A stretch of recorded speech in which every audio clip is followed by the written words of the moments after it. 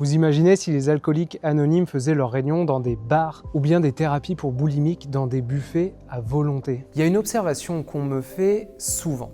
Pourquoi est-ce qu'on utilise Internet pour se former à la déconnexion? Franchement, c'est une remarque pertinente. J'ai beaucoup de gens qui me suivent, qui trouvent ça un petit peu étrange que je fasse de la pub, que je publie des réels, des vidéos.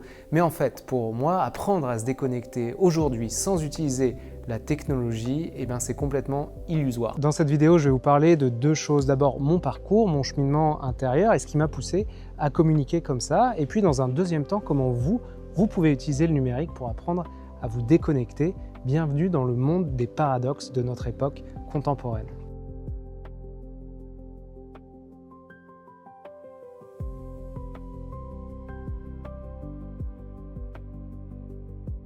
Avant de parler de tout ça, je voudrais vous raconter l'histoire de Vincent. Vincent, il a appris la méditation sur une application. Pas en Inde, pas dans une retraite, non. Pendant plusieurs années, il a médité juste là avec ses écouteurs. Et moi, quand je l'ai rencontré, il m'a expliqué que c'était vraiment grâce à la technologie, mais bien sûr aussi grâce à son assiduité, qu'il avait changé de vie. Il était passé de consultant dans l'import-export à travailleur social à l'étranger et c'est cette appli qui avait été vraiment le déclencheur pour lui de cette évolution. Il faut arrêter d'avoir systématiquement peur de la technologie, elle peut être une porte d'entrée réelle pour un changement profond. C'est exactement ce que je me suis dit quand j'ai commencé à accompagner des personnes pour qu'elles reprennent en main leur habitude digitale. J'ai moi-même baigné dans Internet depuis tout petit. J'en ai vu les infinies possibilités et aussi les ravages. Et à un moment, je me suis dit qu'il fallait tout simplement aller parler aux gens là où ils étaient. Et c'est dans cette optique que j'ai décidé de communiquer comme ça, de parler aux gens là où ils sont, d'embrasser le paradoxe plutôt que de le fuir. Car je suis d'accord avec vous, les propositions IRL sont hyper efficaces, mais la réalité c'est qu'il en existe d'abord très peu et qu'elles ne sont pas forcément accessibles à tout le monde, mais j'y reviendrai un peu plus tard à la fin de cette vidéo.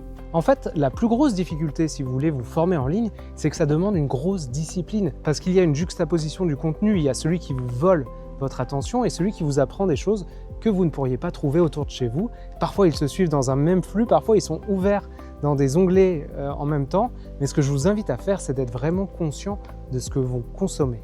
Et c'est là que le numérique est un médium ultra puissant, c'est qu'il vous donne accès à des contenus qui sont des contenus longs. Il y en a en particulier 3 que je voudrais mentionner, qui sont selon moi hyper efficaces. D'abord les podcasts, les newsletters et les méditations guidées.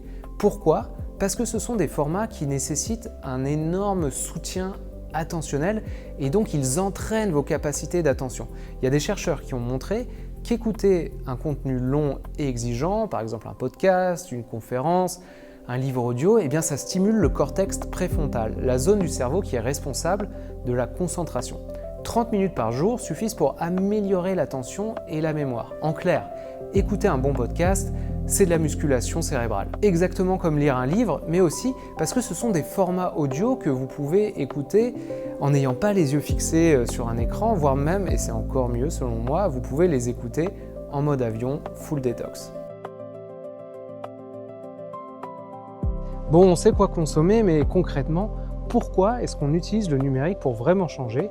3 raisons concrètes. La première chose, c'est la connaissance. Sur la déconnexion, les ressources de qualité, elles sont rares. En ligne, vous avez accès à une expertise pointue, à des podcasts, à des newsletters, à des spécialistes qui ont vraiment travaillé le sujet. Et c'est des gens que vous ne trouveriez pas facilement autour de chez vous. La deuxième chose, c'est les pratiques. Parce que comprendre que les écrans sont nocifs pour vous, ça, vous le savez déjà. Le problème, c'est pas l'information, c'est plutôt le comportement. Et le comportement, on ne change pas avec le mental, avec la tête, on le change avec de la répétition, avec de l'ancrage, avec des pratiques corporelles, les méditations guidées, les exercices concrets, les rituels à intégrer dans votre quotidien, c'est ça qui crée un vrai changement durable. En clair, Internet vous offre en fait des ressources, ça vous offre une boîte à outils. Dernière chose, c'est la communauté, on se déconnecte beaucoup plus facilement quand on n'est pas tout seul à le faire. L'environnement social, il pèse autant que la volonté individuelle. Trouver des gens qui partagent les mêmes objectifs, c'est peut-être le levier qui, selon moi, est le plus sous-estimé. Le fait de pouvoir se réunir dans des espaces en ligne, de pouvoir partager son expérience, c'est quelque chose d'extrêmement précieux. Si vous voulez changer, vraiment, ne choisissez pas entre les deux.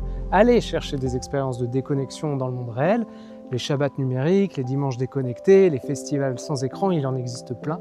Et en parallèle, construisez une stratégie numérique qui vous soutient plutôt qu'elle ne vous aspire. L'un renforce l'autre, c'est la combinaison des deux qui crée un changement qui dure. Si ce sujet vous intéresse, abonnez-vous à la chaîne. La prochaine vidéo, elle sera exactement dans la même veine.